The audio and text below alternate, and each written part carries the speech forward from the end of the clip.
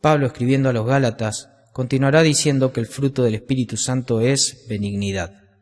Muchas de las versiones se esfuerzan por darle un matiz certero al significado tan abundante que esta palabra tiene en su original en el griego. Las versiones en habla hispana la dividen en tres significados. Uno de ellos es la que usa la Reina Valera, que es justamente la palabra benignidad. Otras traducciones más recientes usan el término amabilidad. Y finalmente la NTV lo traduce como gentileza.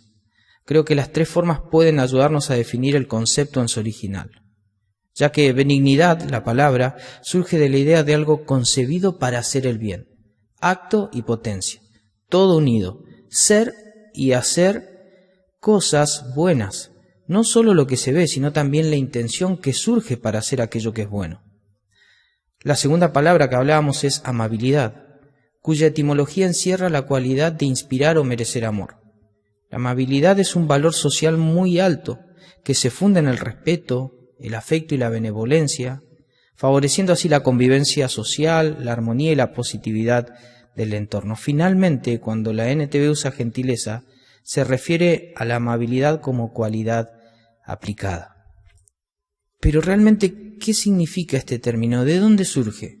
Pablo usa una palabra en griego que en español se lee como chrestotes.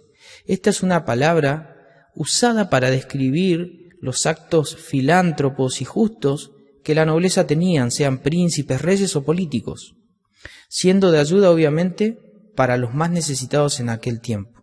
Pablo sabe que esta palabra describe a quien la posee como alguien que tiene una naturaleza justa y recta. Nadie puede ni debería ser adjetivado como benigno si está lejos de toda rectitud. Y no hay mejor descripción para esto que lo que está escrito en Romanos capítulo 3, verso 12. El apóstol dice que no hay nadie que haga lo bueno, no hay ni siquiera uno. No hay uno solo en la tierra que merezca ser definido como chrestotes, como benigno. Y esto es a causa de que los hombres se han desviado. No hay rectitud, no hay justicia natural que permita al hombre actuar en los términos de la benignidad divina. Es cierto, hay una bondad en el mundo, pero nada de eso alcanza el umbral de la aprobación de Dios. Así que, aunque los hombres malos hagan cosas buenas, eso no le aporta nada a la condición natural que el hombre ya posee. Por lo tanto, hay en inicio una imposibilidad en el hombre natural en ser benigno en los términos en que Dios lo demanda.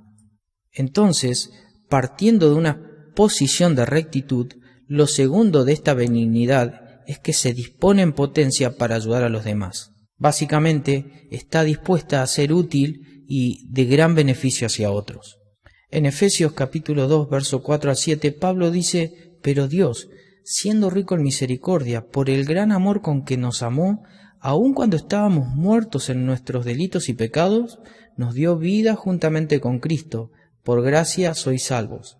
Y nos resucitó con Él, y nos sentó con Él en los lugares celestiales en Cristo Jesús, para que en los siglos venideros muestre la inconmensurable riqueza de su gracia en su bondad». Allí la palabra bondad es chrestotes, benignidad, para con nosotros en Cristo Jesús.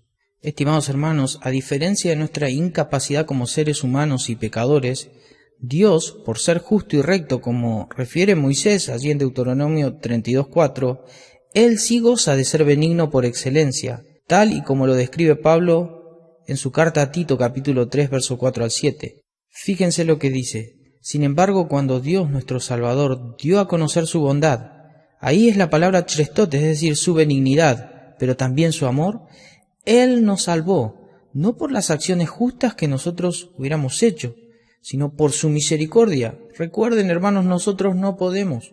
Nos lavó, quitando nuestros pecados, y nos dio un nuevo nacimiento y vida nueva por medio del Espíritu Santo. Él derramó su Espíritu sobre nosotros en abundancia por medio de Jesucristo nuestro Salvador. Por su gracia Él nos hizo justos a sus ojos y nos dio la seguridad de que vamos a heredar la vida eterna.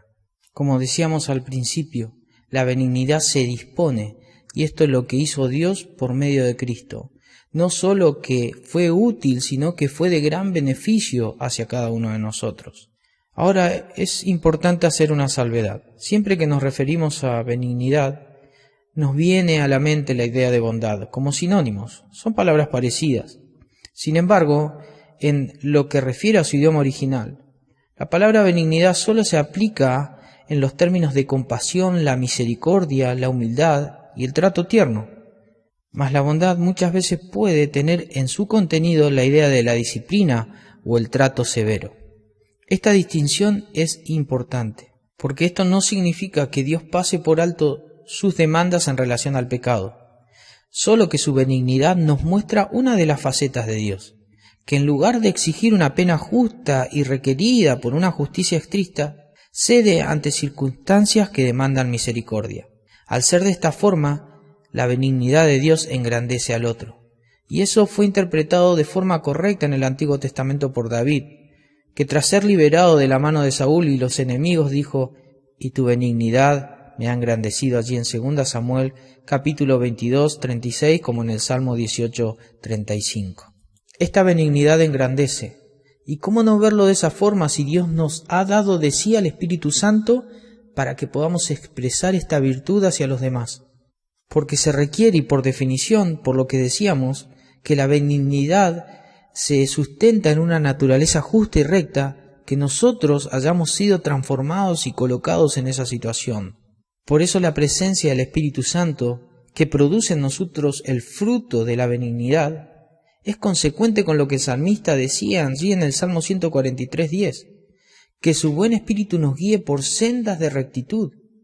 Dios es el único que puede enseñar a hacer su voluntad al hombre, y que éste actúe de esa forma en favor a los demás bajo los parámetros de Dios. Pero hay algo en el principio de la benignidad que nos debe llamar la atención, y es que esta benignidad requirió que Dios dé el primer paso. En principio, porque la benignidad está ligada al amor, y el amor siempre está dispuesto a ser de bendición hacia otros. Tal como Pablo expresa en 1 Corintios 13, verso 4. Así como el amor es sufrido, así también es benigno. El amor siempre está asociado a dar el primer paso hacia los demás. En 1 Juan 4:9, el apóstol dice: nosotros amamos a Cristo o amamos a los demás porque Él nos amó primero. Dios fue el primero en actuar favorablemente en ayuda, socorro y aún en ternura con nosotros. Este principio del primer paso es innegable. El segundo principio es que la benignidad pasa por alto la condición en la cual se encuentra el otro. Su benignidad, recordadlo hermanos, se mostró para nosotros, para vos y para mí, siendo pecadores. Pablo en Romanos capítulo 2:4 dice que la benignidad es un camino que nos lleva al arrepentimiento. Es esta virtud la que tiene gran poder de impacto en aquellos que la reciben, porque la reciben más allá de la condición en la que se encuentren, más allá de lo que hayan hecho. La benignidad siempre favorece la reconciliación y el perdón. El tercer principio es que el fin de la benignidad es que mostremos a Jesús. En Colosenses 3:12 se nos dice que nos vistamos como escogidos de Dios, y entre las cosas que Pablo menciona dice que parte del atuendo es la benignidad. Algo similar Pablo exhorta en Efesios 4:32 a que seamos benignos unos con otros, con disposición a perdonarnos como Dios nos perdonó en Cristo. Finalmente, en cuarto, es que la benignidad es útil hacia los demás. No es simplemente un concepto, es una ayuda que engrandece al que la recibe. No es solo intención, sino que es un acto hacia el otro. Es estar dispuesto hacia el bien, más allá de quien sea el otro, como lo mencionamos. Se preocupa la benignidad de forma sincera, no superficialmente. Es generosa, dispuesta a ayudar a los demás. Jesús en algún momento, no sé si lo recordás, le dijo al mendigo ciego: ¿qué quieres que haga por ti? Allí en Marcos 10:51. Podríamos escuchar después cantando a ese ex ciego: sublime gracia del Señor, benigna gracia del Señor, que a mí un pecador salvó. Fui ciego, mas hoy veo yo, perdido, y Él me amó. Esta benignidad vuelve más fácil algo que al otro puede costar llevarlo. Por eso Jesús, a diferencia del yugo de la ley, en Mateo 11:30 dijo: mi yugo es fácil, mi yugo es chestotes, es benigno, es amable. Mi yugo y mi carga te llevarán al descanso.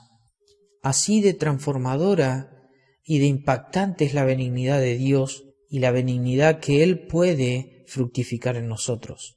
Hace muchos años el gran predicador Moody, cuenta una experiencia de un misionero que relata la historia de uno de sus amigos que viaja a la isla de Fiji. Cuando llega ahí, refiere que los hombres se vendían como esclavos y tenían muy poco valor, solo $7 como máximo. Allí los esclavos no tenían derecho alguno, podían ser tratados con la dignidad de un siervo o con la peor de las formas, sin ninguna ley que los defienda, castigándolos hasta matarlos, muchos con trabajos extremos, otros negándole los alimentos, otros bajo azotes. Así que este misionero, Hostin, decidió que ya la historia no se la cuente un amigo. Al tiempo viaja a la isla para ver con sus propios ojos esta realidad. Le indignó tanto que cuando llega ve un gran cambio, una gran diferencia. Ya las personas no valían ni $7 ni $7 millones. Ya no había hombres en venta. La pregunta surge sola: ¿qué había marcado la diferencia en aquella sociedad? Simple, hermanos, 1200 capillas cristianas en aquel lugar, donde se predicaba el Evangelio, pero también se ayudaba a las personas. Habían entendido tanto esto de que no fueron comprados con cosas corruptibles como oro o plata, sino con la sangre preciosa de Cristo. El efecto de la benignidad del Evangelio fue acompañado con el obrar cristiano, amor hacia tantos esclavos en condiciones infrahumanas. Esto cambió tanto la condición espiritual de aquellos como el valor intrínseco que ellos tuvieron de sí mismos. Y es que la benignidad, hermanos, es transformadora. Transforma la vida de aquellos que la reciben. La benignidad es el principio que Pablo tiene en mente cuando en Gálatas capítulo 6, verso 9 dice que no nos cansemos de hacer el bien. A lo que en Romanos capítulo 12, 13 dice dispuestos a compartir en las necesidades y dispuestos a practicar la hospitalidad. Disposición. Por eso de la benignidad surge lo que Santiago escribe en su carta, capítulo 1, versos 26 y 27. Él dice: la religión pura y sin mancha delante de Dios es ser benigno, visitar a los huérfanos, a las viudas en sus tribulaciones y guardarse sin mancha del mundo. La sabiduría, dice Santiago, la sabiduría del cielo de Dios es benigna y da buenos frutos. Entonces, me gusta pensar que la benignidad es la forma en que la gracia de Dios toma contacto con la necesidad del hombre, con tu necesidad, hermano, y con la mía. Pero también Dios nos usa a nosotros como instrumentos para que ello ocurra con los demás. Hermanos, ¿estamos impactando la vida de otras personas actuando como Dios quiere en su benignidad? Este es el desafío que tenemos. De esa forma, entonces, que el Señor nos bendiga.